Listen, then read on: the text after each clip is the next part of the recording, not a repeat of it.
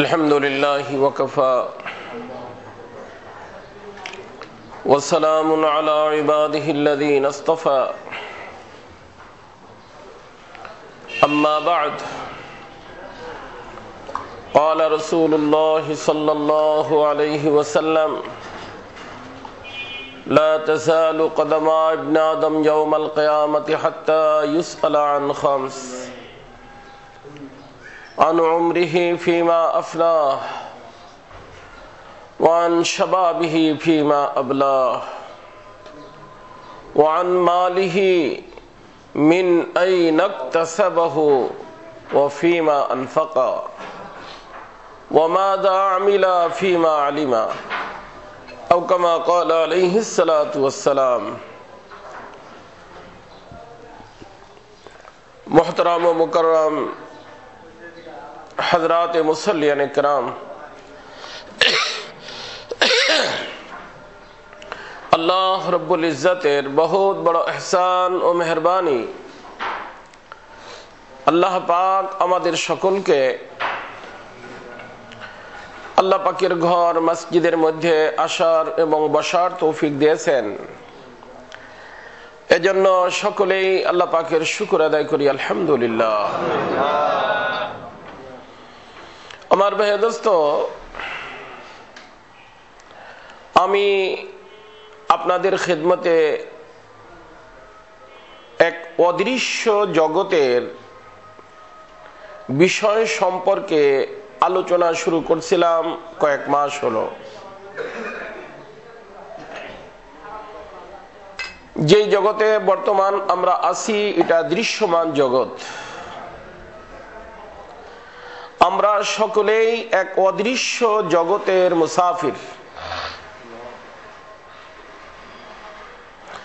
আর ওই সফর থেকে কোনো ব্যক্তি কোনো কিছুর মাধ্যমে সফরকে স্থগিত করতে পারে নাই, পারবে না।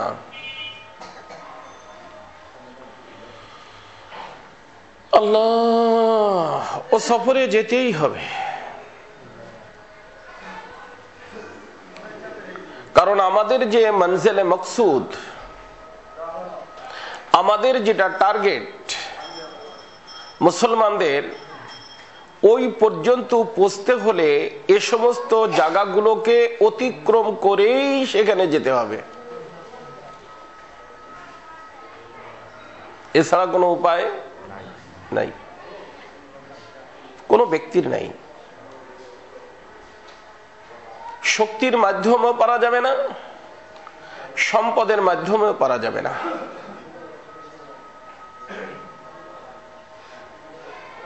এজন্য আমার দোস্ত,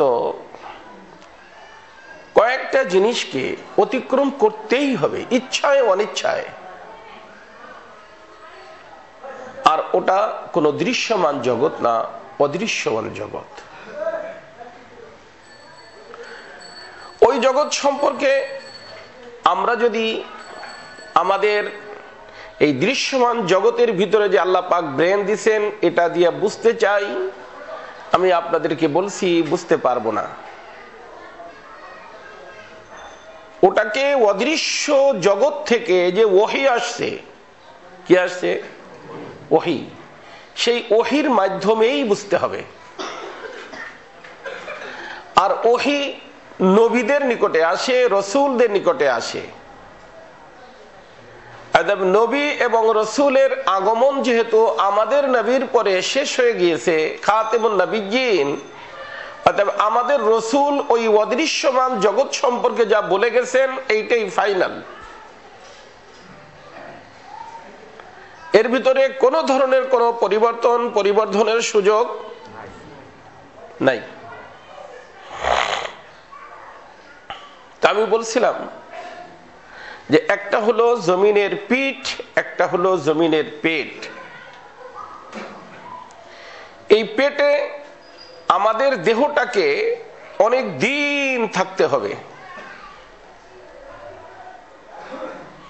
এরপরে ওই দেহটাকেই আবার রূহ এবং দেহকে একত্রিত করে একটা ময়দানে উপস্থিত করবেন, যার নাম মাহশার বা হাসরের ময়দান। এই যে যেই সময়টুক আমাদের দেহটাকে মাটির দেহ, মাটির মধ্যে থাকতে হবে, এই জগৎটার নাম আলমে বারজাখ। এই আলমে বারজাখ থেকে আমাদেরকে নতুন হায়াত দিয়ে আল্লাহ পাক যেখানে উপস্থিত করবেন তার নাম মাহশার বা হাসরের ময়দান। আর এই হাসরের ময়দান থেকেই মানুষকে আল্লাহ পাক দুই ভাগে বিভক্ত করে দিবেন। কারণ এক প্রকার মানুষদের হাতে জান্নাতের টিকিট যাবে, আর অপর মানুষের হাতে জাহান্নামের টিকিট যাবে। এই জান্নাতি আর জাহান্নামী একসাথে থাকবে না, আল্লাহ পাক তাদেরকে ভিন্ন করে দিবেন। ওয়ামতাজুল ইয়াউমা আইয়ুহাল মুজরিমুন। মুজরিমদেরকে আল্লাহ বলবেন যে তোমরা আমার মোমেন বান্দাদের থেকে ভিন্ন হয়ে যাও। এখানেও দেখেন মোমেনদের কিন্তু ইজ্জত, মোমেনদেরকে বলছেন এদের থেকে ভিন্ন হয়ে যাও। মোমেনদের তোমরা তোমাদের স্থানে থাকো। এই অমক অমক বের হয়, লাইনের থেকে বের করে কারে? যারা খারাপ, তারা খারাপ দেখে লাইনের থেকে কি করে দেয়? বের করে দেয়। তো আল্লাহ বলবেন ওয়ামতাজুল ইয়াউমা আইয়ুহাল মুজরিমুন, আইয়ুহাল মুমিনুন না। মোমেনরা তো মোমেনদের স্থানেই থাকবে, মুজরিমদেরকে ভিন্ন করে ওখান থেকে চুনে চুনে ফেরেশতারা ভিন্ন লাইনে দাঁড়া করে দিবে। অর্থাৎ ওখানে আল্লাহর হুকুমের পরে কোনো ব্যক্তিকেই মোমেনের লাইনে থাকার কোনো সুযোগ নাই। আমি বলছিলাম আমার দোস্ত যে এই যে বর্তমান আমরা যেখানে আছি, এখান থেকেই টিকিট ইস্যু হয়। ইস্যু হয় এখানে, হাতে পাবে ওখানে। ইস্যু হবে হাতে পাবে ওখানে, মাঝখানে পাবে না। আল্লাহ, তবে আল্লাহ তো জানেন যে কার জন্য জান্নাতের টিকিট ইস্যু হয়েছে, কার জন্য জাহান্নামের টিকিট ইস্যু হয়েছে। বারজাখের মধ্যে যাদের নামে জান্নাতের টিকিট ইস্যু হবে তাদের সাথে জান্নাতি মানুষের আচরণ হবে, আর যাদের নামে জাহান্নামের টিকিট ইস্যু হয়েছে তাদের সাথে কয়েদির আচরণ হবে। যার কারণে কবরকে রসুল বলছেন দুই ভাগে বিভক্ত হবে, হয়তো জান্নাতের একটা বাগান হবে অথবা জাহান্নামের একটা গর্ত হবে। কথা কি বুঝে আসছে?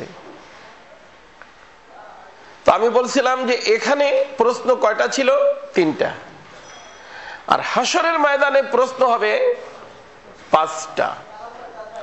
তার আমি আলোচনা করছি 2টা। গত মাসে যখন আসছিলাম কয়টা প্রশ্নের আলোচনা হয়েছিল? 2টা। 1 নম্বর প্রশ্ন ছিল যে এই যে আমাদেরকে যে আল্লাহ পাক একটা ভিসা দিয়েছেন, যেটার নাম লাইফ ভিসা, হায়াতের ভিসা, এই ভিসা পাইয়ে তুমি কি করছো? ভিসা দিয়ে তোমাকে পাঠাইলাম, এই ভিসাকে তুমি কোন কাজে ব্যয় করছো?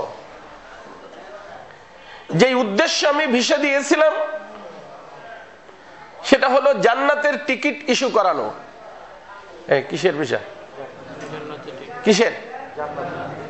এতে লাগাইছো কি লাগাও নেই? আর দ্বিতীয় একটা প্রশ্ন যার সম্পর্কে বিস্তারিত আমি আলোচনা করছি, যে এই ভিসার মধ্যে, লাইফ ভিসার মধ্যে সবচেয়ে গুরুত্বপূর্ণ যে ভিসাটুক, যতটুক সময়, ওটুক হলো যৌবন। ওটুক হলো যৌবন। তো তোমার যৌবনকে তুমি কোন কাজে ব্যয় করছো? এ সম্পর্কে সংক্ষিপ্ত আলোচনা আমি গত মাসে করছি। 3 নম্বর প্রশ্ন সকলেই লক্ষ্য করতে হবে, এক আজীব প্রশ্ন। সে প্রশ্ন হলো আগের দুটো প্রশ্নের সম্পর্ক ছিল জানের সাথে, কিসের সাথে? আর এই দুই প্রশ্নের সম্পর্ক হলো মালের সাথে। আমাদের মেইন জিনিস হলো দুনিয়ার ভিতরে চলার জন্য কয়টা? দুইটা, জান মাল। জান মাল। প্রথম দুই প্রশ্ন জানের সাথে, দ্বিতীয় দুই প্রশ্ন মালের সাথে। প্রথম নম্বর প্রশ্ন, আন মালিহি মিন আইনা ইকতাসাবা।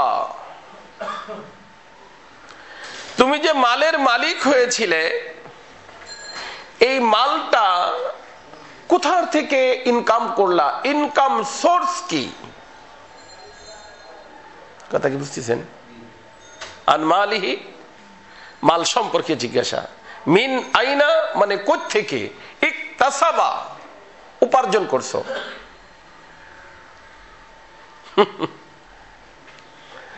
মালের উপার্জনের তরিকাটা বৈধ না অবৈধ, জায়েজ না নাজায়েজ, এ সম্পর্কে আল্লাহ পাক আপনাকে এবং আমাকে জিজ্ঞাসা করবেন। আল্লাহ, তো বোঝা গেল ইনকাম সোর্সটা বৈধ হওয়া দরকার না অবৈধ হওয়া দরকার? বৈধ হওয়া দরকার। কারণ এ প্রশ্ন আপনাকে এবং আমাকে করা হবে। আর ওখানে গিয়ে ঘোরাঘুরি হেরাফেরির সুযোগ আছে? ঘোরাঘুরি হেরাফেরির সুযোগ সেখানে কোনোভাবেই থাকবে না দোস্ত। আর এই যে প্রশ্নগুলো আমি আগেই বলছিলাম, যে প্রশ্নগুলো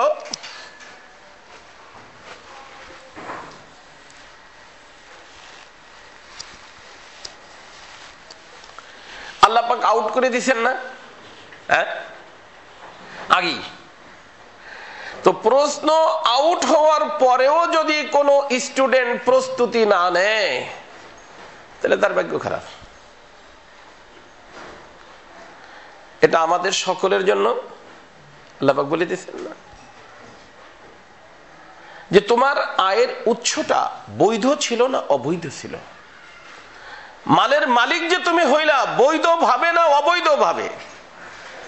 কোথা থেকে পাইলা? হালাল ভাবে না হারাম ভাবে? এজন্য খুব মনে রাখবেন। আগেও আমি বলছি আপনাদের খিদমতে যে আমাদের রাসূলুল্লাহ সাল্লাল্লাহু আলাইহি ওয়াসাল্লাম বলছেন যে আল্লাহর হকের কারণে বান্দা হাসরের ময়দানে এত ক্ষতিগ্রস্ত হবে না যত ক্ষতি তার বান্দার হকের কারণে হবে।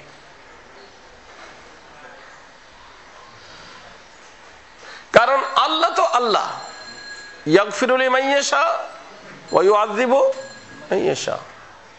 যাকে চাবেন মাফ করে দিবেন, যাকে চাবেন শাস্তি দিবেন। তবে আল্লাহ শাস্তি অনেক কমই দিবেন, রাহমুর রাহিম। কিন্তু বান্দার কোনো বিষয় যদি কারোর সাথে সম্পৃক্ত থাকে, ওখানে বান্দা কি দিবে না? ছাড় দিবে না। হাদিস শরীফের কোনো প্রমাণ নাই যে বান্দা ছাড় দিবে, বরং তালাশ করবে। কারণ ওখানে তো তার জান্নাত জাহান্নামের ব্যাপার। আর জান্নাত এবং জাহান্নামের জন্য আল্লাহ পাক মিজান কায়েম করে রাখছেন। আর মিজানের মধ্যে এক পাশে নেকি, এক পাশে বদি, তাই না?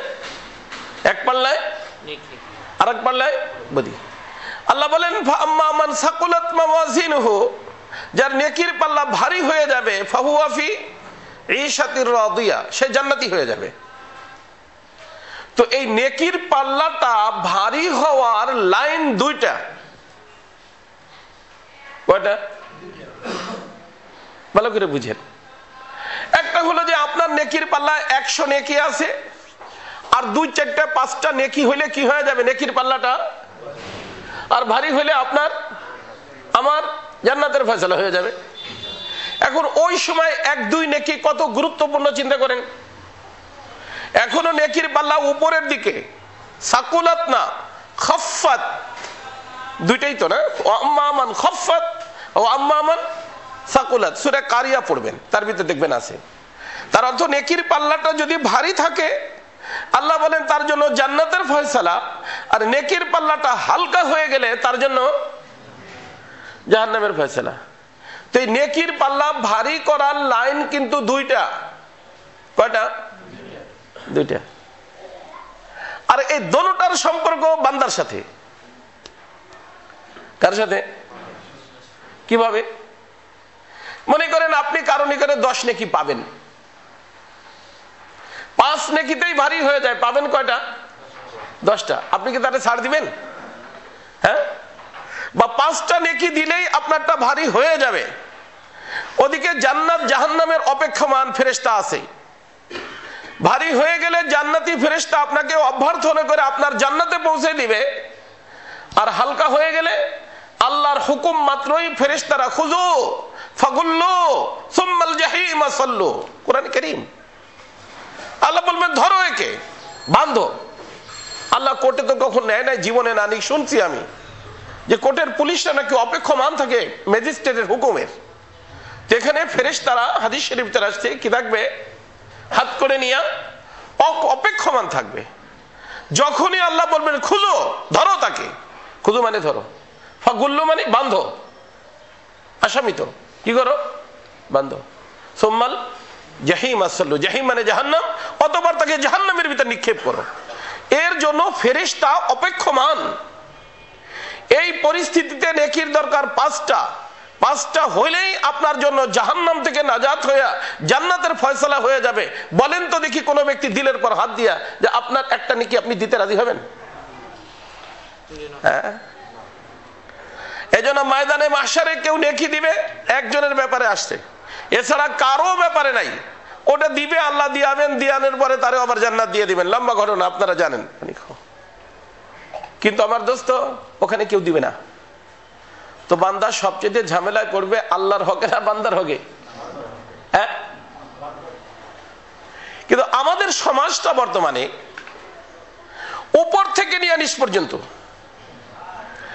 আল্লাহর হকের ব্যাপারে কিছু হইলে উমরা চলে যায়, হজে চলে যায়, কয়টা টাকা হয়েছে একটা মসজিদ বানায় দেয়, আবার একটা মাদ্রাসা বানায় দেয়। ভালো কথা, বানান। কিন্তু এই মসজিদ আর মাদ্রাসা যদি একটাও না বানান, উমরা যদি একবারও না যান, বাইতুল্লাহ শরীফে মদিনা পাকে একবারও ইতিকাফ না করেন, একদিনের জন্য জাহান্নামে যাবেন। হাদিস শরীফে নাই। যেই কটা আগে মাইরে খাইছেন মানুষের, এগুলো না যাইয়ে ওইগুলো দেন। সে যদি দুনিয়ার থেকে যায় থাকে তার আওলাদকে দেন। নিজের বিষয়টাকে ক্লিয়ার করেন। একটা নেকি ছাড়বে না মানুষ।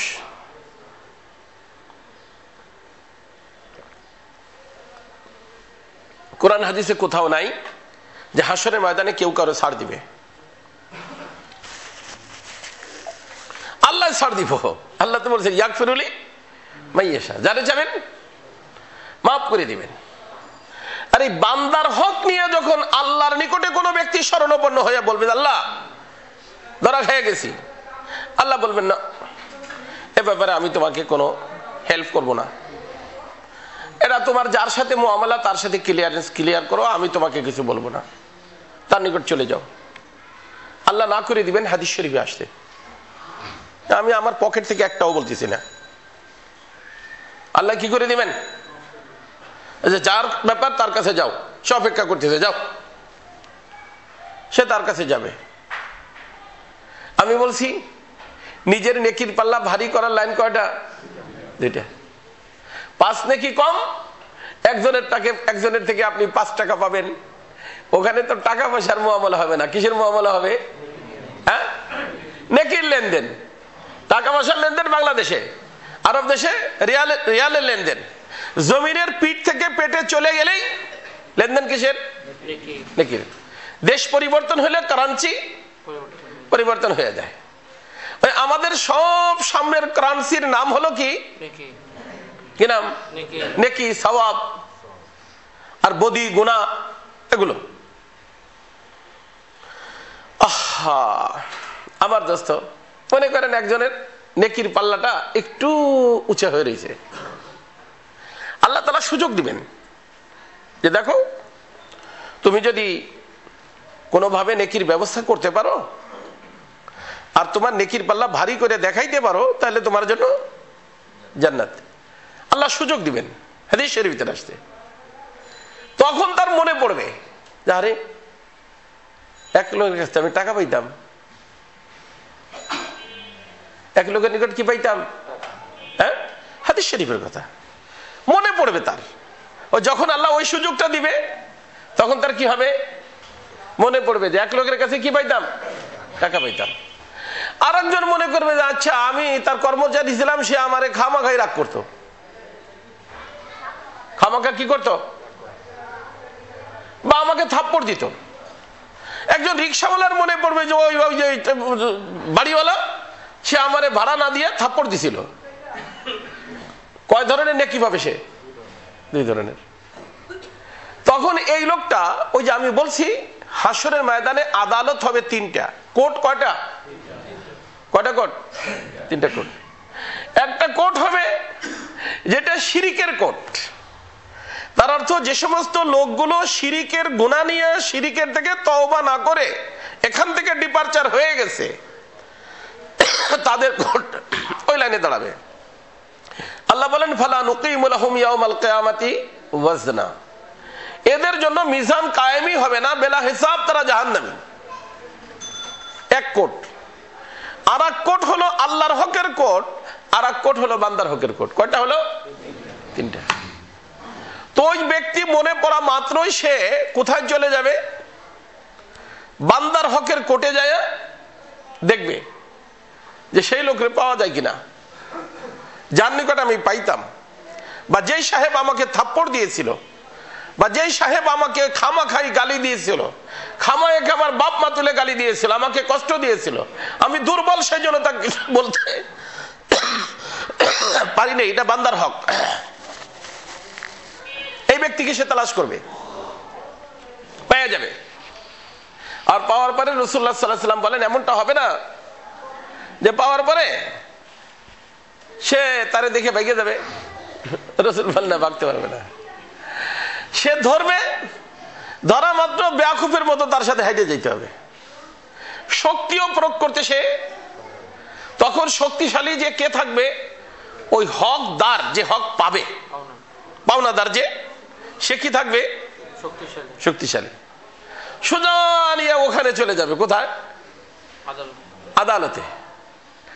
আদালতের পক্ষ থেকে ফয়সালা আসবে যে দেখো তার অ্যাকাউন্টে কোনো নেকি আছে কিনা। কি আছে কিনা? ওই যেই লোকের কাছে পাবে পাওনাদার, তার নিকটে কোনো নেকি আছে কিনা। নেকি যদি থাকে তো তার নেকি তার অ্যাকাউন্ট থেকে ওই যে পাওনাদার যে ব্যক্তি তার অ্যাকাউন্টে ট্রান্সফার করে দিবেন সাথে সাথেই আদালত থেকে। তো ওখানে মিজানের ওখানে 5 নেকির অভাব, এখান থেকে দেখা গেছে মাশাআল্লাহ 10 নেকি পেয়ে গেছে, 20 নেকি পেয়ে গেছে। খুশি লাগবে না? আজীব। আল্লাহ আল্লাহ, আরে কি আজীব আল্লাহ পাকের সিস্টেম। অনেকে নিয়ে দৌড় দিবে, ওখানে যাবে, যাইয়া নেকির পাল্লা রাখবে, তার নেকির পাল্লাটা ভারী হয়ে যাবে, আল্লাহ পাক তাকে জান্নাতের ফয়সালা করে দেবে। তো নেকির পাল্লা ভারী করার একটা লাইন হলো নেকির পাল্লা কি আসা? নেকি আসা। আর একটা লাইন আছে, আর একটা লাইন আছে, সেটা হলো কি? বদির পাল্লার বদি কিছু উঠে যাওয়া। বদির পাল্লার মনে করেন 10 নেকির বা 10 নেকি বদির কি কমবেশ। এখন যদি 10টা বা 20টা উঠে ফেলানো হয় বদি, তাহলে কি হয়ে যাবে? নেকির পাল্লা ভারী হয়ে যাবে, তাই না? তো এমনও কোন ব্যক্তি হবে যে যেই ব্যক্তির নেকি দিতে দিতে স্টকে তার অ্যাকাউন্টে আর নেকি নাই। তখন ফেরেশতারা বলবে যে আল্লাহ দিব কি? নাই, তার অ্যাকাউন্টে সব শেষ, নাকি নাই? এখন আল্লাহ তাআলা বলবেন যে টেনশনের কোনো ব্যাপার না, ওই আমার যেই বান্দা পাওনাদার তার দেখো বদি আছে না, তার তো কি আছে? বদি আছে, গুনাহ আছে। বলে হ্যাঁ আছে। বলে তার গুনাহ যেই পরিমাণ নেকি তার কাছে পাওনা ছিল সে তো দিতে পারতেছে না, তো ওই পরিমাণ গুনাহ ওর অ্যাকাউন্ট থেকে ওই ব্যক্তির অ্যাকাউন্টে ট্রান্সফার করে দাও। কথা বুঝছেন? তো এখান থেকে ট্রান্সফার করার সাথে সাথে ওখানে মিজানে কি হয়ে যাবে? মাইনাস হয়ে যাবে না? কি মাইনাস হয়ে যাবে? গুনাহ। তো যেই গুনার কারণে 20টা গুনার কারণে মনে করেন বদির পাল্লাটা ভারী ছিল, নেকির পাল্লা হালকা ছিল, তো এই 20 বদি তার অ্যাকাউন্ট থেকে ওই লোকের অ্যাকাউন্টে ট্রান্সফার হওয়ার কারণে কি হয়ে যাবে? নেকির পাল্লা ভারী হয়ে যাবে। এই ব্যক্তির জান্নাতের ফয়সালা হয়ে যাবে। কথা কি বুঝে আসছে দোস্ত? তো নেকির পাল্লাটা ভারী করার লাইন কয়টা? নেকির পাল্লায় নেকি আসা অথবা বদির পাল্লার থেকে বদি কম হয়ে যাওয়া। আর এই দোনোটা জিনিস হবে কোথায়? হাসরের ময়দানে বান্দার হক নষ্ট করার কারণে। কার হক? কার হক? বান্দার ভিতর কে কে? নিজের বিবি, আওলাদ, আওলাদ। এটা আমি তো তার বাবা। আরে মিয়া বাবা হয়েছে তো কি হয়েছে? আল্লাহ বলেন কি শোনেন না, ইয়াউমা ইয়াফিরুল মারউ মিন আখি। আজকে যদি কোনো ছেলেরে বলা হয় যে বেটা করোনা আসছে, যে কোনো একজনের তোদের ফ্যামিলির হবে। করোনা আসছে, হবে কয়জনের? হ্যাঁ, একজনের। আরে তোর আব্বা বুড়ে মানুষ, তারে দেওয়ার দরকার নাই, তুই জওয়ান মানুষ, তুই এটা গ্রহণ কর। ছেলে তো গ্রহণ করবে। আরে মিয়া লন্ডনের টিকিট নিয়ে লন্ডন দৌড় দিব, আল্লাহ মাফ করে দিক। করোনা বাপ বুড়ে মানুষ আছে, হে জায়গা, আমি জওয়ান মানুষ এখনো দুনিয়ায় দেখলাম না। কথা কি বুঝেন নাকি? করোনায় বুঝাইছে কি? কেউ কারো না। ওই করোনার নাম কি? কেউ, এর নাম হলো করোনা। আল্লাহ তাআলা বলেন ইয়াউমা ইয়াফিরুল মারউ মিন আখি ওয়া উম্মিহি ওয়া আবি ওয়া সাহিবাতিহি ওয়া বানি লিকুল্লি ইমরিইম মিনহুম ইয়াউমাইযিন শা'নুন ইউগনি। আল্লাহ বলেন সেদিন কেউ কারো পরিচয় দিবে না। স্বামী স্ত্রীর পরিচয় দিবে না, স্ত্রী স্বামীর পরিচয় দিবে না, ছেলে বাবার পরিচয় দিবে না, বাবা ছেলের পরিচয় দিবে না। যাদের জন্য সব, তার কেউ পরিচয় দিবে না। আর এই ময়দানে মাহশারকেই বুঝিয়ে দিয়েছে আমাদেরকে কে? করোনা। এর পরেও যদি হুঁশ না আসে তাহলে আল্লাহই তার হাফেজ, কিছুই করার নাই, কিছুই বলার নাই, কিছুই করার নাই, কিছুই বলার নাই। আমার দোস্ত, একটা প্রশ্ন যে মাল কোথার থেকে কামাই করলা? অর্থাৎ আমার সম্পূর্ণ মালটাকে দেখতে হবে যে আমার মালের কামাইয়ের উৎসটা বৈধ না অবৈধ। এটা দেখার দায়িত্ব কার? আমার। আমার আমার অন্যের দায়িত্ব না, নিজের দায়িত্ব। আমার দেখতে হবে যে আমি বৈধভাবে কামাই করলাম না অবৈধ।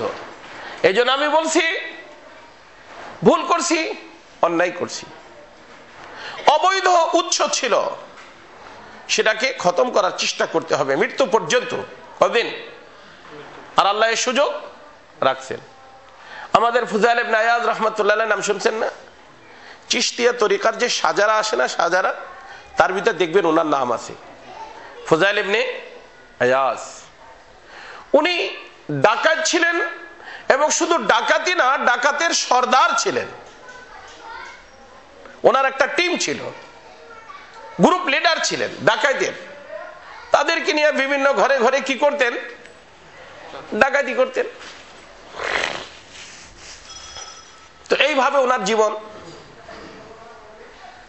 এ আল্লাহর বান্দা একবার ডাকাতি করতে গেছেন, এক বাসায় ঢুকছেন, ওয়াল টপকায় ঢুকছেন। ওই ঘরের যে মালিক সে আল্লাহওয়ালা মানুষ ছিল, শেষ রাতে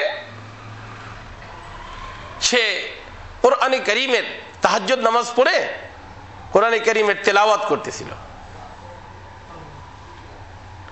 উনি যখন ওয়ালটপকায় ভিতরে ঢুকছেন তখন ওই তিলাওয়াতের ভিতর একটা আয়াতে কারিমা তার মুখ দিয়ে মানে তিলাওয়াতের ভিতরে আসছে, আলাম ইয়ানি লিল্লাযিনা আমানু আন তাখশা কুলুবুহুম লিযিকরিল্লাহ।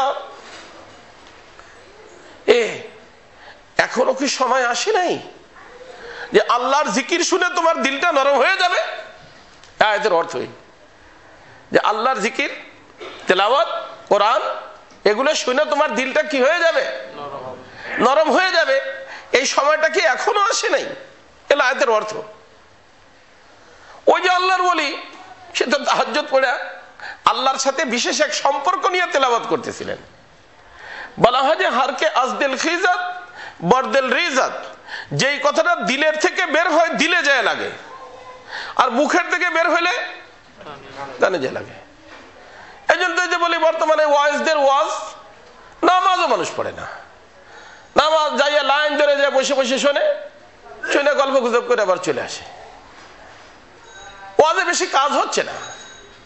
আর আগের জামানায় আল্লাহর বান্দারা ভাঙ্গা চোরা যাই কিছু কথা বলতো, এত বড় সাহিত্যিক পণ্ডিত ছিল না, কিন্তু যা বলতেন দিলের থেকে বলতেন।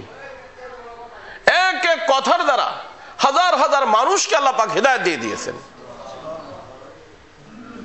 এই জন্য দিলের থেকে বলা মানুষের অভাব, আর দিলের থেকে যখন কথা বের হয় এর নাম হলো ওয়াজ হয়, এর নাম ওয়াজ। আর মুখের থেকে কথা বের হয় কানে লাগে, এর নাম হলো আওয়াজ, এর নাম কি? বর্তমানে আমাদের সমাজে আওয়াজ বেশি আর আওয়াজের শ্রোতাও বেশি। দেখ কোন হুজুরের সুর বেশি, টাকা 1 লাখ লাগে 1 লাখ দিব। তো আওয়াজের পাগল না ওয়াজের পাগল? ওয়াজ মানে নসিহত, ওয়াজ মানে উপদেশ, নসিহত, ওয়াজ মানে নসিহত। আর এই নসিহত করার জন্য আমাদের ইলিয়াস সাহেব রহমাতুল্লাহ আলাইহি বলছেন যে 3টা কথাকে সামনে রাখতে হবে। কয়টা? 3টা। সেটা হলো কথাটা হক হইতে হবে, মানে কোরআন এবং হাদিস থেকে হইতে হবে। তরিকাটা হক হইতে হবে, কোরআন এবং হাদিসে যেই তরিকা শিখাইছে সেই তরিকায় বলতে হবে। আর নিয়তটা হক হইতে হবে যে আল্লাহ আমাকেও হিদায়াত দাও, আমার ভাইরেও হিদায়াত দাও। কথা বলেন নি?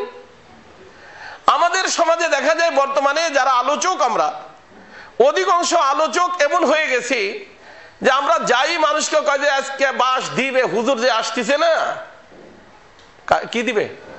বাঁশ দিবে। কারে? ওই যে বিপরীত যে গ্রুপ আছে সেই গ্রুপে কি দিব? আর সেই হুজুর আসার সাথে সাথে আলোচনা তার বিরুদ্ধে শুরু হয়, আর মারামারি ধরাধরি যা হওয়ার হয়ে যায়। কথা বুঝে আসছে না? আর ওই যাওয়ার পরে ওই যে ওই গ্রুপের মানুষ যারা, তারা কাছে দিয়েছে আজকে বাঁশ। বাঁশ দেওয়ার কথা কোন নবী শিখেছেন?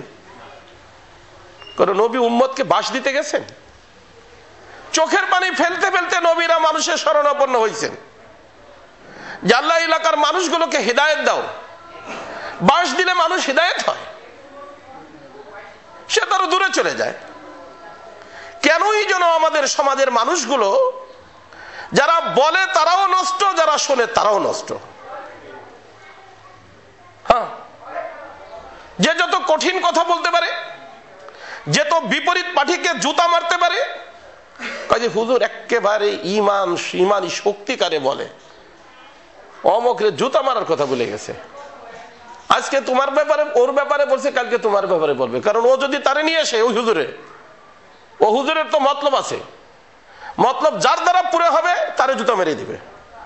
আজকে তুমি আইনে আর একজনের জুতা মারাইছো, কালকে সে ওই হুজুর এনে তোমার জুতা মারাই দিবে। মিয়া, এই সমস্ত ওয়াজ নসিহত অনেক বেশি টেনশনের কারণ। এর কারণে আজকে উম্মতের ভিতরে গন্ডগোল, ফাসাদ আর সবকিছু চলতেছে। এজন্য হক বাত, হক তরিকা, হক নিয়ত। কে বলছেন? আমাদের ইলিয়াস সাহেব রহমাতুল্লাহ বলছেন, শাবির আহমদ ওসমানী বলছেন, হক কথাটা কি হইতে হবে? তরিকাটা, নিয়তটা হক। 3 হককে সামনে রাখা ইলিয়াস সাহেব রাহমাতুল্লাহ আলাইহি বলেন, যদি কোনো কথা হয় সেই কথার দ্বারা কোনো ফিতনা হবে না। যতদিন পর্যন্ত এই দাওয়াত তাবলীগের মেহনত 3 হককে সামনে রেখে কথা বলছে, কোনো ফিতনা ছিল না। পুরো বিশ্বের ভিতরে এই জামাত কেউ ভিসে না পাইলে তাবলীগী ভিসে পেয়ে যেত। যখন এখান থেকে হক নষ্ট হয়েছে, কিছু হক কি হয়ে গেছে? নষ্ট হয়ে গেছে, গন্ডগোল ফাসাদ শুরু হয়ে গেছে। আরে কলন্দার হারচে গুইয়াদ দিদা গুইয়াদ, আল্লাহর ওলিরা যা বলেন দেখে বলেন, কারণ তারা নূরের চক্ষু দিয়ে দেখে বলেন। কোন চক্ষু দিয়া? নূরের চক্ষু দিয়া দেখে বলেন। আল্লাহ পাক আমাদের সকলকে, আমরা যারা আলোচনা করি, আমরা যারা বয়ান শুনি, আমাদেরকে ওয়াজ করার, ওয়াজ শোনার তৌফিক দান করেন। করবো ওয়াজ, শুনবো ওয়াজ। আওয়াজ না রে বাবা, আওয়াজ তো কত, ওই যে গান গায় তাদের আওয়াজই বালা, বলে শুনলে কি হয়? মেইন হলো কি? ওয়াজ। মেইন হলো কি? ওয়াজ মানে উপদেশ, নসিহাত। নসিহাত শুনবো, কিন্তু নসিহাত হবে কখন? যখন কোরআন এবং হাদিস থেকে হবে, কোরআন হাদিসের তরিকায় হবে, কোরআন হাদিস যে নিয়ত শিখেছে সেই নিয়তে বলা হবে। আল্লাহ পাক আমাকে আপনাকে সকলকেই বাস্তব বিষয়টাকে বোঝার তৌফিক দান করেন। সময় বেশি নিয়ে ফেললাম নাকি? কত হয়েছে? আচ্ছা, একটা ফাজি নাই, চলো। আল্লাহ, আমার দোস্ত মনে থাকবে না ইনশাআল্লাহ। তৃতীয় নম্বর প্রশ্ন কিসের ব্যাপারে? মালের ব্যাপারে। কিসের ব্যাপারে? মাল কোথা থেকে কামাইলাম। এখন আমি বলছি ওই যে ফুজাইল ইবনে আয়াজের কথা, উনি আয়াতে কারিমা শোনার সাথে সাথে দিলে চোট লাগছে। আল্লাহ কি আজীব কথা বলছেন না? এখনো কি সময় আসে নাই যে আল্লাহর জিকির কোরআন শুনে তোমার দিলটা নরম হয়ে যাইব? উনি সাথে সাথে আল্লাহর সাথে আল্লাহকে বলে চিৎকার, বালা ইয়া রাব্বি কাদান, বালা ইয়া রাব্বি কাদান। আল্লাহ, সময় এসে গেছে, সময় এসে গেছে। মানে কি?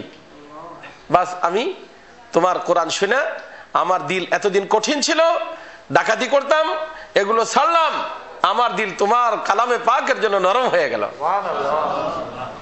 এই বলে চিৎকার দিয়ে ওই যে ওয়াল টপকায় ভিতরে এসেছিলেন, ওই ওয়াল টপকায় বাইরেই চলে গেছে। আর ওনার যে ওই যে সাথী দল বল, তারা তো বাইরে অনেক আছে, তাদের সামনে যায়। আগে তো আর মনে করেন এই যে পিস্তল মিস্তল এইগুলো ছিল, এই যে রামদাও নিয়ে যাইতো ডাকাতরা, দাম বলে না এরকম বড় বড় তরবারি, ওই একটা ছিল ওনার হাতে। উনি পায়ের নিচে দিয়ে বাঁকা করে 2 টুকরা করে ফেলছেন। আর খালি ওই মুখে একটাই কথা, বালা ইয়া রাব্বি কাদান, বালা ইয়া রাব্বি কাদান। আল্লাহ সময় এসে গেছে, আল্লাহ সময় এসে গেছে। তো সাথীরা বললো যে স্যার কি ঘটনা কি? তখন উনি বলছেন যে বাবা রে, আমি আর তোমাদের সঙ্গ দিতে পারবো না, তোমাদের সঙ্গ দিতে পারবো না।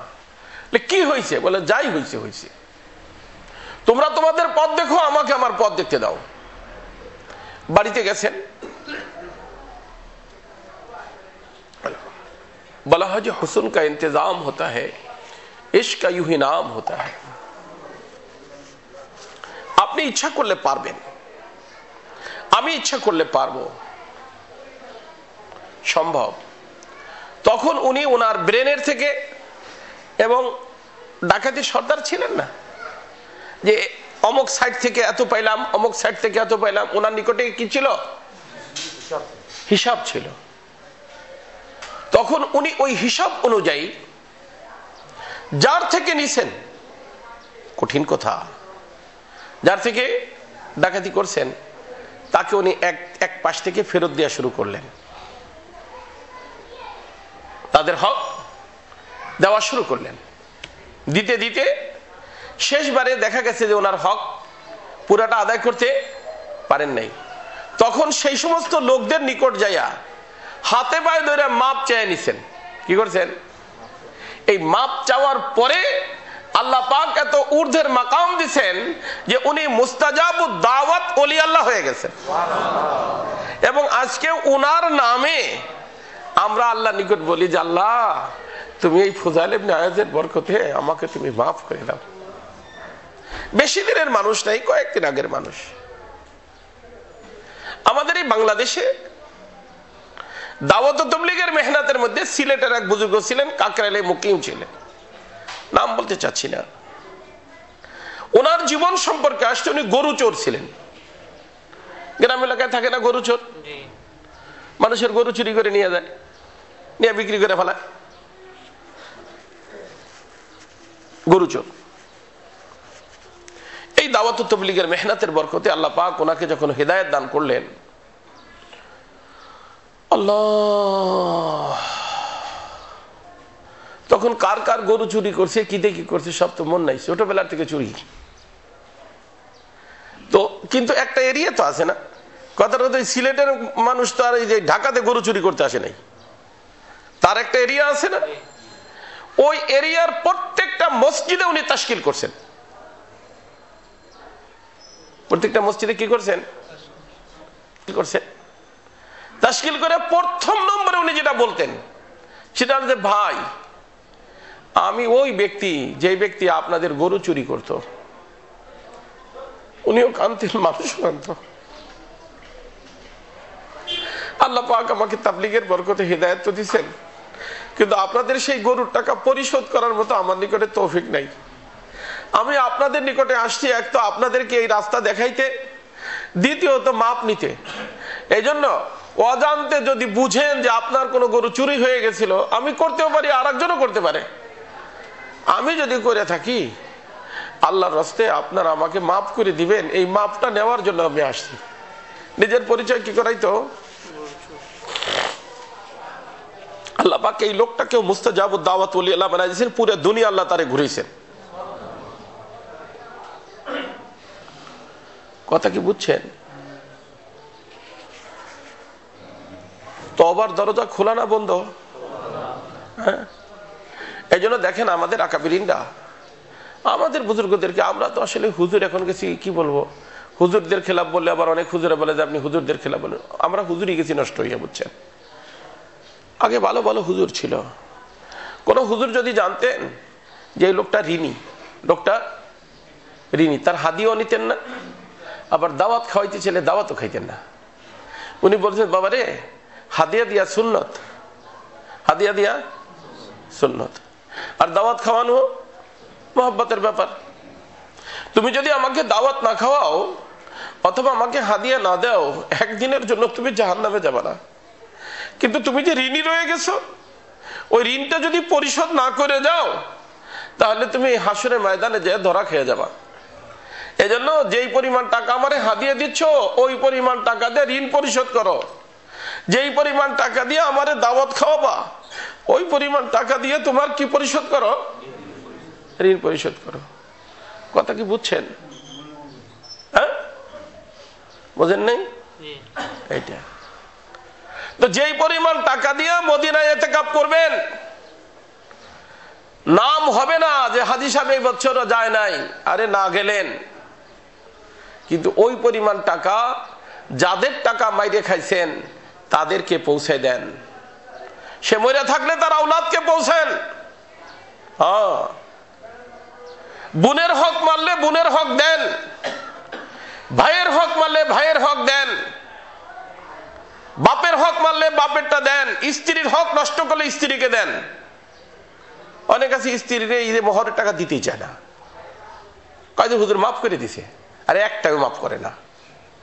মাফ করছে কিনা তো বুঝে আসে যদি খুদা না কাছে গড়বড় তালাক হয়ে যায়। না, দেখেন কাবিনে কত টাকা আছে, সব টাকা দিতে হবে, তো মাফ করলে আবার সব টাকা থাকি মনে করে।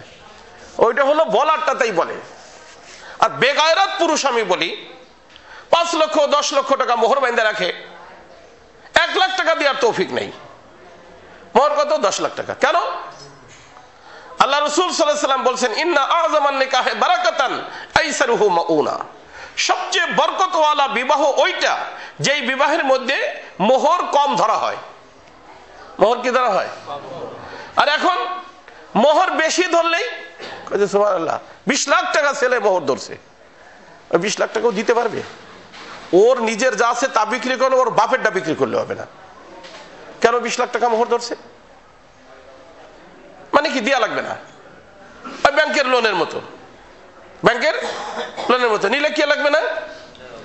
দেয়া লাগবে না। তো মোহরও কি লাগবে না? দেয়া লাগবে না। এটা আল্লাহর হক না বান্দার হক? বন্ধক দেওয়া লাগবে কি লাগবে না? লাগবে। দেওয়া লাগবে। মোহর কম ধরবেন। আমাদের দেশে কেনই যেন মোহর মানুষ বেশি ধরে। সাউথ আফ্রিকা আমি দেখছি আজীব অনেক সুন্দর সিস্টেম। কারণ মোহর সবচেয়ে কমসে কম হলো 10 দিরহাম। কত? 10 দিরহাম। এই মনে করেন 200, 250, 300, 500 টাকা। এটা সব মানুষই দিতে পারে না। যে একজন বিয়ে করার উপযুক্ত হয় সে দিতে পারে না।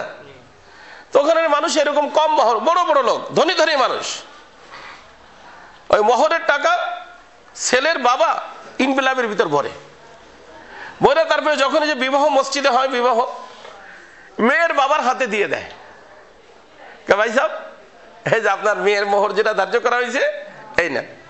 সে বিসমিল্লাহির রহমানির রহিম বলে কোথায় রাখে? পকেটে রাখা। এরপরে মেয়েটা তার সাথে বিয়ে দিয়ে দেয়। কথা কি বুঝছেন? হ্যাঁ না বোঝেন নাই? ছেলের বাবা কার হাতে দেয়? মেয়ের বাবার হাতে, সবার সামনে। মেয়ের বাবা এটা বলে না, আপনি আমার বেইজ্জত করলেন, হ্যাঁ আলহামদুলিল্লাহ বলে নিয়ে পকেটে রেখে দেয়। কারণ এটা পাওনা কার? মেয়ের। মেয়ের নিকট নিয়ে দিয়ে দেয়, এই যে তোমার মোহরের টাকা। খালাস, বউ হালাল, সবকিছু হালাল। কোথার থেকে যেন আমরা এটা শিখলাম? 20 লাখ। ওই দিন একজন বলতেছে যে হুজুর আমার মোহর তো 35 লাখ টাকা বানছে। কত? হ্যাঁ, আমি কে বাবা কি করস তুই? বর্তমানে কোনো কাম নাই। মোহর বাড়ছে কত? 35 লাখ। এই জন্য এগুলো বান্দার হক। কিসের হক? স্ত্রীর হক ও বান্দার হক। মানে আল্লাহর হক বাদ দিয়া যা আছে সব কার হক? এই যে অনেকে চাকরি করি মনে করেন অফিস টাইম কত? সরকার নিয়ম করছে উদাহরণস্বরূপ 10টা থেকে 4টা, যাই 11টায়, অথবা বাইরে আসি কয়টায়? 2টা 3টা। আমার এই আলোচনা আমি ওই বরিশালের দিকে একখানে করছি। ওখান থেকে অনেক আল্লাহর বান্দারা বারবার ফোন করতে, হযরত আমাদের স্কুলের নিয়মই হলো 3টার সময় চলে যাওয়া, 2টার সময় চলে যাওয়া। হেড স্যার বলে যে দরজা বন্ধ করে চলে যান, কোনো সমস্যা নেই, খালি খবর রাখে যে ইন্সপেক্টর কবে আসবে সেই দিন সবার থাকতে হয়। কথা কি বুঝছেন? এখন আমাদের বেতন হালাল হবে কি হালাল হবে না আমি কি করবো? আমি কি, তুই মসজিদে বসে বসে তেলাওয়াত করবি? ওই স্কুলের মসজিদে বসে কি করবি? তেলাওয়াত করবি। তার কারণ এই যে আমরা যে বেতনটা বৈধ করতেছি, এই বেতনটা নিচ্ছি কিসের? ফুকাহায়ে কেরাম বলেন হাবসে ওয়াক্ত। আমি যে সময়টা দিচ্ছি সেই সময়ের হিসেবে কি?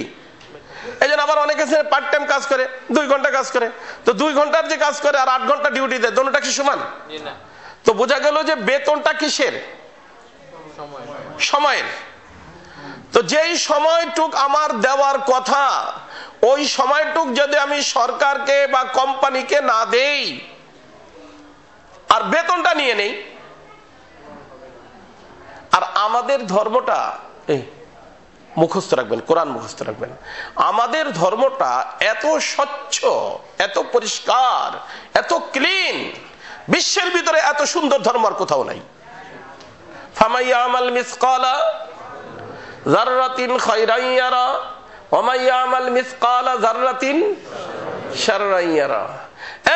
এক যাররা যদি কারো নেকি থাকে ওটাও সামনে আসবে, আর 1 যাররা বদি হইলে, আপনি মনে করেন মাসের ভিতরে আধা ঘন্টা, মানে প্রত্যেক দিন আধা ঘন্টা সময় কম দিলেন অফিসকে, 30 দিনে কত ঘন্টা হয়ে যাবে? 15 ঘন্টা। বছরে কতদিন হয়ে যাবে? বাড়বে না? জীবনে কতদিন হবে? তার অর্থ এতদিন আপনি সময় দেওয়ার ছিল, দেন নাই, না দিয়া তার হক আপনি নিছেন, কিন্তু আপনার হক তারে দেন নাই। তো বান্দার হক নষ্ট হইল না আল্লাহর হক নষ্ট হইল? কথা কি বুঝে আসতেছে না? এখন আপনি বলবেন যে হুজুর এত কঠিন। না, কঠিন না। কঠিন আমরা বানাইছি, কঠিন আমরা বানাইছি। দিন কঠিন না, দিন সহজ। এরপরে আর একটা কথা যেটা যদি মনে রাখেন তা আলহামদুলিল্লাহ সহজ হয়ে যাবে, সেটা হলো যে আসলে তো এখানে কি আমাদের থাকার জায়গা? থাকবো কোথায়? জান্নাতে। থাকবো কোথায়? জান্নাতে। ওখানের জীবনটা মন চাহি হবে না রব চাহি হবে? মন চাহি। ওখানের জীবনটা যা মন চায় তাই করতে পারবো। ওখানে কোনো ডিউটি ফিউটি আছে? কিচ্ছু নাই। এখানে তো কয়েকদিন ডিউটি করতেই হবে। নিজের ইচ্ছায় কিছুই করা যাবে না, সব রবের ইচ্ছায়, সব রবের ইচ্ছায়। এই জন্য আপনারা হাদিস শরীফ শুনছেন না, আদ-দুনিয়া সিজনুল মুমিন, দুনিয়াটা হলো মুমিনের জন্য কারাগার, জেলখানা। তার অর্থ কি? জেলখানার মধ্যে কোনো কয়েদি ভিআইপি হোক, তারপরেও কি নিজের স্বেচ্ছায় কিছু করতে পারে? সবকিছু জেলারের ইচ্ছায় হয়, তাই না? ঠিক এমনি ভাবে আমাদেরকে, মোমেনদেরকে আল্লাহ দুনিয়ার এই সামান্য সময়কে আল্লাহ পাক ওইভাবে করে দিয়েছেন, নিজের ইচ্ছায় কিছু করা যাবে না, সবকিছু কার ইচ্ছায়? আল্লাহর ইচ্ছায় করতে হবে। একটুক যদি করতে পারি, আল্লাহ পাক মৃত্যুর সাথে সাথে আপনার আমার জীবনটা রব চাহি আর থাকবে না, ব্রেক আল্লাহ খতম করে দিয়া আল্লাহ বলবেন ওয়ালাকুম ফিহা মা তাশতাহি আনফুসুকুম ওয়ালাকুম ফিহা মা তাদউন, তোমার যা মন চায় তুমি তাই করতে পারবা। এজন্য কয়েকদিন একটু কষ্ট তো করতেই হবে দোস্ত। তো হক কয় প্রকার বলছি? একটা হলো আল্লাহর হক, একটা হলো বান্দার হক। অর্থাৎ সবচেয়ে বেশি গুরুত্ব আমাদেরকে দেওয়া দরকার কার হকের ব্যাপারে? বান্দার হকের ব্যাপারে। ব্যবসার ক্ষেত্রে কারো মাল নিছিলেন, টাকা দেন নাই, এখন আল্লাহ তৌফিক দিছে, দিয়ে দিবেন। সে নাই, তার আওলাদকে দিবেন, তার ফার্মে যাবেন। এখন আপনি বলবেন যে আমি এখন তো হাজী সাহেব বড় প্রসিদ্ধ ব্যবসায়ী, আমি যদি এইভাবে যাই তার ছেলেরা কি বলবে যে আঙ্কেল দিয়ে বহুত খারাপ মানুষ। আরে বললোই নেলে, বলবে না ইনশাআল্লাহ, আল্লাহর মেহেরবানিতে তারা চোখের পানি ফেলবে। যাচ্ছে আপনি আমার আব্বুর সাথে বিজনেস করছেন, হইতে পারে নাও নিতে পারে, আর যদি নেয় তারপরে খারাপ মনে করবে না ভালো মনে করবে যে এই লোকটা কত বড় নেক মানুষ, ভালো মানুষ। এটা শয়তানের ধোঁকা। সন্তান চায় না যে সে আপনি আমি জান্নাতে যাই, এজন্য ভালো কাজে আইসা বাধা দেয়। ভালো কাজে কি দেয়? খারাপ কাজে কোনো বাধা নাই, ওখানে উদ্বুদ্ধ করে। আর ভালো কাজে কি দেয়? আরে আমার যদি ক্লিয়ারেন্স এখান থেকে ওখানের জন্য হয়ে যায়, যেটা ভালো না খারাপ, ওইটা হইলে শয়তানের মতলব পুরো হবে না আল্লাহর মতলব পুরো হবে? আল্লাহর মতলব পুরো হবে। আর ক্লিয়ারেন্স যদি না নেই তাহলে কার মতলব পুরো হবে? যেখানে শয়তান ওখানে আমি, নাউজুবিল্লাহ। আর শয়তান চায় তো তাই, যে আমি যেখানে থাকবো ওরে সেখানে নিয়ে যাব। কথাটা কি বুঝে আসছে দোস্ত? এই জন্য নম্বর 1, যে মালটা কোথায় থেকে কামাইলা। 1:15 হয়ে গেছে না? কত মিনিটের মধ্যে বলি আমি সাধারণত? আচ্ছা, আর কয়েক মিনিট বলি। আর দ্বিতীয় নম্বর প্রশ্ন মালের ব্যাপারে। দ্বিতীয় নম্বর প্রশ্ন মালের ব্যাপারে। খরচ করলা কোথায়? ওই আয়ের উৎস কি ছিল আর ব্যয় কোথায় করলা? এই বাজি ফুটানোর মধ্যে কয় টাকা ব্যয় হয়েছে এটা তো প্রশ্নের ভিতর আসবে না। হ্যাঁ, না না না, আসবে না। আসবে? আসবে? মাশাআল্লাহ। হিজড়াদেরকে নাচানোর ব্যাপারে যে বিয়া, ছেলে বিয়ে দিয়া, ওটা তার হিসাবের ভিতর আসবে না। হ্যাঁ, আসবে। পুরা রাত ওই যে গান টান বাজাইয়া হিজড়াদেরকে নাচাইয়া ছাদের উপরে পুরা এলাকার মানুষের ঘুম নষ্ট করা, এটা তো হিসেবের ভিতরে। ওদেরকে যে বিলটা পরিশোধ করে, হাজির সাহেব কয় যে, হাজির সাহেব কি বলে, অনেক হাজির আমি ধরছি। কয় হুজুর আপনি তো বলতেছেন ঠিকই, কিন্তু কি করবো, পোলাপানের কথা তো মানতে হয়। পোলাপান বলছে, এখন ওরা তো বছরে জীবনে তো 1-2বারই এরকম প্রোগ্রাম আসে হুজুর। আমি বললাম হাজি সাহেব পয়সাটা কে দিছে? হুজুর তো আমারই দিয়া লাগে, বুঝেন না। হ্যাঁ, আমি তো বুঝলাম না, বুঝলাম রে বাবা, তাতে হবে কি হাজি সাহেব? ময়দানে মাশারে আল্লাহ জিজ্ঞেস করবেন যে কামাইলা কোথা থেকে, খরচ করলা কোথায়? ওটা লেখা হচ্ছে না ফেরেশতা কিরামান কাতিবিন ইয়ালামুনা মা তাফআলুন। আমি যখন চেকে সিগনেচার করে দিচ্ছি ও হিজড়াদের নামে, গানের নামে, আল্লাহর নাফরমানির নামে, ওই চেকটা আমার নামে এরকম ইস্যু ওখানে লেখা হচ্ছে না যে হাজী সাহেব অমুক দিন অমুক টাইমে এত টাকার চেক আল্লাহর দেওয়া আমানতকে আল্লাহর নাফরমানির কাজের জন্য ইস্যু করেছে। কথা কি বুঝে আসতেছে না? বোঝেন না আপনারা? এই দিন আসবে না কার কার? হ্যাঁ, আপনি বুঝতে পারেন যে আমি যে এলাকার বড় লোক মানুষ, আমি দি নেতা, তো নেতা হয়েছে তো কি হয়েছে মিয়া? আমি বলছি নেতা ফেতার সাথে এর কোনো সম্পর্ক নাই। ইচ্ছায় অনিচ্ছায় অদৃশ্যমান জগতের যা যা হবে হবেই, কারো বাপের শক্তি নাই এটাকে এদিক সেদিক করার জন্য। কথা বুঝছেন? এই জন্য খরচ করলা কোথায়, ব্যয় করলা কোথায়? ব্যয়ের জায়গা বৈধ না অবৈধ? অনেকে দেখা যায় যে টিভি কিনে নিয়ে আসে, বিরাট একটা টিভি নিয়ে আসে, কি করবো হুজুর, ছেলে মেয়ে নষ্ট হয়ে যাইতেছে। বেগম সাহেব বলল অন্য ঘরে যাইয়া ছেলে মেয়ে কি হয়ে যাইতেছে, অন্য ঘরে যে টিভি দেখে নষ্ট হয়ে যাইতেছে, এই জন্য নিজের বাসায় একটা কিনে নিয়ে এসছি। দেখছেন কেদারা দিনের বাসার ভিতরে আগুন ধরাই দিছে, কাজে ছেলে মেয়ে ঠিক করার জন্য নিজের বাসায় কি ধরাইছে, কি ধরাইলো। আর ম্যাডাম সাহেব আবার বুদ্ধিমতী আছে, সে কাজে টিভি টুবি আসতেছে, জলদি করে ই কর, কোরআন শরীফ মসজিদে দিয়ে। কাজের ছেলে আছে না অথবা কাজের মেয়ে, ওরে কোরআন শরীফটা বেঁধেছেন, এক তো কোরআন শরীফ হয়ে যায় ময়লা, ময়লা কোরআনটা মুয়াজ্জিন সাহেবের হাতে দিয়ে যা, টিভি নিয়ে আসতেছে বেটা। কি নিয়ে আসতেছে? ফিট করলো কি টিভি, আর বের করলো কি কোরআন। হ্যাঁ, কোরআন থাকলে যোগাযোগ আরশের সাথে, আর টিভির কারণে যোগাযোগ ইউকের সাথে, কানাডার সাথে, আমেরিকার সাথে, বোম্বাইয়ের সাথে, তাই না? নায়ক নায়িকাদের সাথে। ওরা একজন আর একজনের সাথে কি করে, সম্পর্ক করে না সম্পর্ক নষ্ট করে? জায়েজ সম্পর্ক করে না নাজায়েজ সম্পর্ক করে? হ্যাঁ, ওগুলো তোমার বিবি দেখবে, ওগুলো তোমার মেয়ে দেখবে, তারপরে মেয়ে একজনের সাথে চলে যাবে, বিবি আর একজনের। কালকে আমার এক পুলিশের কথা আমার অনেক খুশি লাগছে, পুলিশে দেখে মনে পড়ছে। হ্যাঁ, এক পুলিশে বলছে যে কোন ব্যক্তিকে ওই যে দিছে না, ফয়সালা দিছে, তারা বলছে যে আমাদের কোন ব্যক্তিকে স্বাধীনতা দেওয়ার অর্থ এই না যা ইচ্ছা তাই করবে। তারা বলছে এটা তাদের অধিকার। তাদের ইংরেজরা বলে যে একটা মেয়ে একটা ছেলেরে পছন্দ করে চলে যাবে, একজনের স্ত্রীও যদি সে স্বামীকে পছন্দ না করে আর স্বামীকে সে বলে যে আমি এখন তোমার নিকটে আর থাকবো না, তুমি অন্য কাউ, এই জন্য তোর তো বিয়েই নাই, বিয়েই করে না, গার্লফ্রেন্ড বয়ফ্রেন্ড এ দিয়েই বাচ্চা কাচ্চা হয়, হারামজাদা সব। এই জন্য তো বাপের পরিচয় নিষেধ, মার পরিচয় দিতে হয়। কথা বোঝেন নেই? আমার আর একটা ছেলে দেখে হঠাৎ করে পার্কে গেছিলাম, ওকে খুব ভালো লাগছে, তো আমি চাচ্ছি কয়েকদিন ওর সাথে থাকবো, বাই বাই, বাহ বাই বাই, হ্যাঁ সাথে চলে, তুমি আর কাউকে একটু কারোর সাথে ফ্রেন্ডশিপ করে নিও। দেখছেন কাদেরা, এই স্বাধীনতা আমাদের, এর নাম স্বাধীনতা। আরে স্বাধীনতারও তো একটি আছে। পুলিশে বলছে যে এমন স্বাধীনতার রিপোর্ট আমরা লিখতে পারবো না। আমার অনেক বেশি খুশি লাগছে, আমার মন চাইতে সেই পুলিশটা আমি যাই ধন্যবাদ জানাবো, আল্লাহ তোমাকে জাযায় দিক। আমাদের স্বাধীনতার অর্থ তো এটা না যে এই ছাদের উপরে জিনা হবে। এই কালকে এই পুলিশ সভা আমার এখানে ছিল, তারা বলছে যে হুজুর আমরা নিষেধ করছি, কেউ মানছে? করোনা ফরোনা কিছু বোঝা গেছে? এই যে কালকে যত টাকা হাওয়ার ভিতর উড়ে গেছে, এই টাকাগুলো গরিব মানুষকে দেওয়া যাইতো না? এই টাকাগুলো দিয়া কোনো কিছু দিনের কাজ করা যাইতো না? না, ওখানে গেলে কাজে হুজুর করোনার বছর চিন্তা করেন, একটু চিন্তা ফিকির করে কথা বলবেন। ওখানে করোনার বছর, আর এখানে তোমার করোনা কোথায় গেল? কালকে করোনা বুঝে আসছে।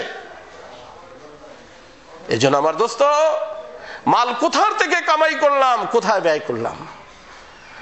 এই দুদিন পরে আমি বললাম না, এরপরে বিবি চলে যায় আরেকজনের সাথে, ছেলেরা মাইরা চলে যায় আরেকজনের সাথে।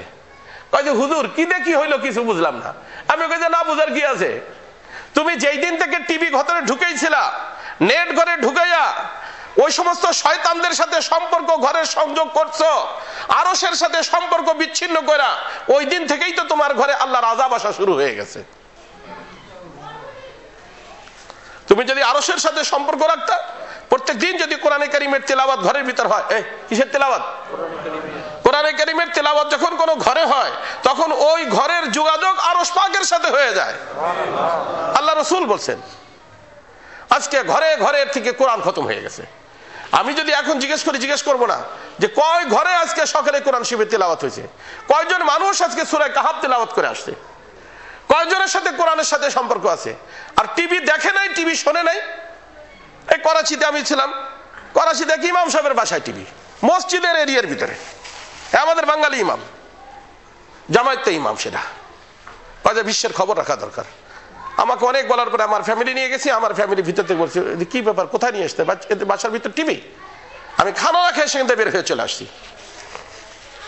ইমাম জিজ্ঞেস করলাম, ইমাম মানে না। কাজে হুজুর কি করব, বাচ্চা কাচ্চা কোথায় যাবে, কোথাও যায় না, ওরা এই বাসায় বসে বসে টিভি দেখে। বেগম সাহেবা কি দেখে, টিভি দেখে। তার সদর মসজিদের যে সেক্রেটারি থাকে না, প্রেসিডেন্ট থাকে না, চেয়ারম্যান, তারে বলা হয়েছে, সে কয় যে সে দাঁড়াইছে, জুমার দিন দাঁড়াইছে, এই আপনারা দাঁড়ান, কার কার ঘরে টিভি আছে হাত উঠেন। অনেক মানুষ উঠিয়েছে। টিভি নাই কার ঘরে ঘরে, তারা হাত উঠেন। কয়জন উঠিয়েছে, কয়েকজন। আপনাদের ঘরে টিভি থাকলে সমস্যা নাই, আর ইমাম সাহেবের ঘরে টিভি থাকলে সমস্যা। এই কথা আপনারা কেন বলতেছেন বলেন? আপনাদের ঘরে বাচ্চা কাচ্চা আছে, ইমাম সাহেবের ঘরে বাচ্চা কাচ্চা নাই। দেখছেন সভাপতি সাহেবের ভাষণ, সভাপতি সাহেবের কি ভাষণ। ইমাম সাহেব টিভি রাখবেন, দুনিয়ার খবর রাখা জরুরি। অন্ধকার আখেরাতের খবর থাকুক চাই না থাকুক, দুনিয়ার খবর জরুরি। এই জন্য টাকা কামাই করলাম কই থেকে, খরচ করলাম কোথায়? কয়টা প্রশ্ন, কারে কারে করা হবে? আমাকে, এই যে ওনাকে, এনাকে, এনাকে, সবাই। আল্লাহ রাসূল তাআলা তাযালু কদম ইবনে আদম হাত্তা ইউসআল আন খামসিন, 5 প্রশ্নের উত্তরের আগে কোন ব্যক্তি হাসরের ময়দান থেকে রাসূল বলেন পাও উঠাইতে পারবে না।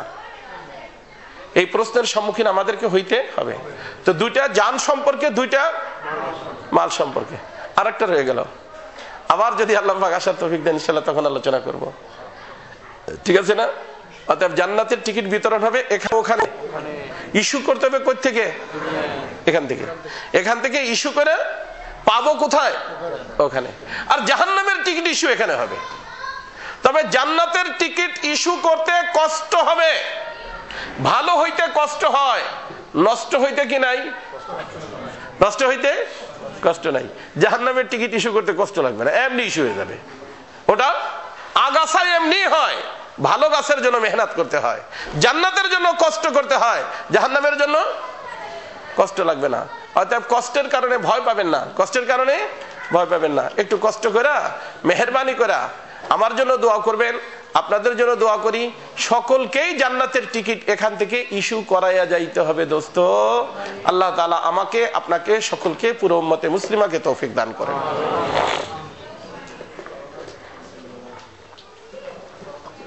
হ্যাঁ,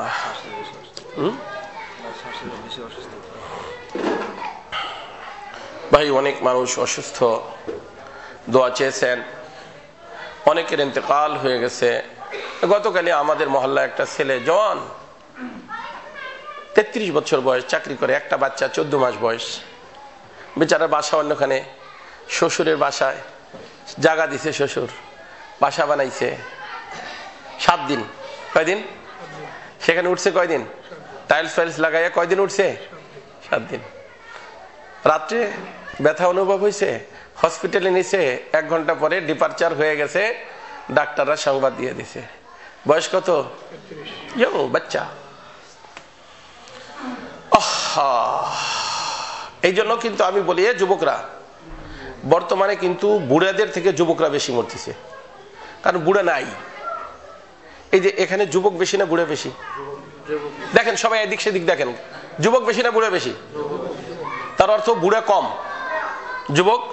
তার অর্থ বুড়া পর্যন্ত মানুষ বর্তমানে যায় না। এই বুড়া পর্যন্ত, আগে বুড়ারে বাগাইতে খতমে মৌত পড়াইতে হইতো, এরকম বুড়া এখন হয়ই না। খতমে মৌত বোঝেন না? ঘরে ঘরে খতমে মৌত পড়াইতে হইতো, কারে? বাগানের জন্য।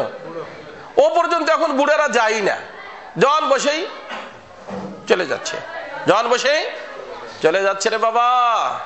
এজন্য নিজের জীবনের প্রত্যেকটা মুহূর্তকে গনিমত মনে করো বাবা। যে কোনো মুহূর্তে ডাক আসতে পারে, আর ডাক আসলে তুমি আওয়ামী লীগ না যুবলীগ, কোন লীগের মানুষ তুমি? আজরাইল আলাইহিস সালাম তো ভয়তে থরথর করে কাঁপবে না যে হায় রে পুরো দেশে এক করে ফেলবে যদি এই নেতাজিরে আমরা লয়ে যাই? এরকম ঝাঁঝামেলা আছে নাকি আল্লাহর? কোন দলের ব্যাপারে জিবরাইল ভয় আছে? কোনো ভয় নাই। আওয়ামী লীগ হোক, যুবলীগ হোক, আর কি কি দল আছে না, যে কোনো পাওয়ারফুল কোনো পার্টি হোক, কিচ্ছু না রে বাবা, সে কাউরে ভয় পায় না, সে কাউরে ভয় পায় নাই, ভয় পাবে না। আর মহব্বত নাই, মহব্বত নাই, আল্লাহ বানাইছে এমন তারে। এজন্য সবসময়ের জন্য সতর্ক থাকবো, সবসময়ের জন্য নিজেকে প্রস্তুত রাখার চেষ্টা করব। আল্লাহ পাক তৌফিক দান করেন। দুরূদ শরীফ পড়ি, মারহুমিনদের জন্য দোয়া করি, যারা অসুস্থ তাদের সুস্থতার জন্য দোয়া করি। আল্লাহুম্মা সাল্লি আলা সাইয়্যিদিনা মাওলানা মুহাম্মদ সালাতান তুনজিনা বিহা মিন জামিল আহওয়ালি ওয়াল আফাত ওয়া তাকযিলানা বিহা জামিআল হাজাত ওয়া তুতাহহিরুনা বিহা মিন জামিস সাইয়্যাত ওয়া তুতাহহিরুনা বিহা মিন জামিস সাইয়্যাত ওয়া তুতাহহিরুনা বিহা মিন জামিস সাইয়্যাত ওয়া তারফাউনা বিহা ইনদাকা আলা দারাজাত وتبلغنا بها أقصى الغايات من جميع الخيرات في الحياة وبعد الممات إنك على كل شيء قدير يا أرحم الراحمين يا أرحم الراحمين يا أرحم الراحمين أي مولا پاک أي محبوب پاک আল্লাহ মেহেরবানি করে আপনি আমাদের সকলকে maaf করে দেন। আল্লাহ ভুল করছি, অন্যায় করছি, আল্লাহ আপনার নাফরমানি হয়ে গেছে, আল্লাহ আপনার নাফরমানি, আল্লাহ যা হয়ে গেছে আপনি maaf করে দেন। সামনের জীবনটা আপনাকে রাজি খুশি রেখে চলতে পারি তৌফিক দিয়ে দেন। আল্লাহ ময়দানে মাশারে বিভিন্ন প্রশ্নের সম্মুখীন আমাদেরকে হতে হবে মাওলা, আল্লাহ এই প্রশ্নের উত্তর এখান থেকে ব্যবস্থা করে যেতে পারি আমাদের সকলকে তৌফিক দিয়ে দেন। আল্লাহ আমাদের যার যে পরেশানি আছে দূর করে দেন, যার যে হাজাত আছে পুরো করে দেন। আল্লাহ যারা অসুস্থ আছে তাদেরকে আপনি সুস্থ করে দেন, সমস্ত রোগ থেকে শিফা দিয়ে দেন, বিশেষভাবে করোনার থেকে মানুষকে শিফা দিয়ে দেন, করোনার থেকে বিশ্ববাসীকে মুক্তি দিয়ে দেন। আল্লাহ আমাদেরকে, আমাদের আহলে ওয়াল, বিবি বাচ্চা, বন্ধু বান্ধব, আল্লাহ আমাদের দেশবাসী সকলকেই করোনার থেকে আপনি নাজাত দিয়ে দেন। আল্লাহ আমাদের মারহুমিনদেরকে আপনি মাফ করে দেন। আল্লাহ তাদের কবরকে নূর দ্বারা ভরপুর করে দেন। আল্লাহ তাদের জন্য জান্নাতুল ফিরদাউসের ফয়সালা করে দেন। আল্লাহ দুনিয়ার ভিতর যত মসজিদ মাদ্রাসা খানকা আছে কবুল ফরমান। আল্লাহ এখানে এই মসজিদ মাদ্রাসাকে আপনি কবুল ফরমান। আল্লাহ যারা এর সাথে জড়িত, জান দিয়া, মাল দিয়া, দোয়া দিয়া, পরামর্শ দিয়া, আল্লাহ তাদেরকে আপনি দুনিয়াও দিয়ে দেন, আখিরাতও দিয়ে দেন। সুবহানা রাব্বিকা রাব্বিল ইজ্জাতি আম্মা ইয়াসিফুন ওয়া সালামুন আলাল মুরসালিন আলহামদুলিল্লাহি রাব্বিল আলামিন।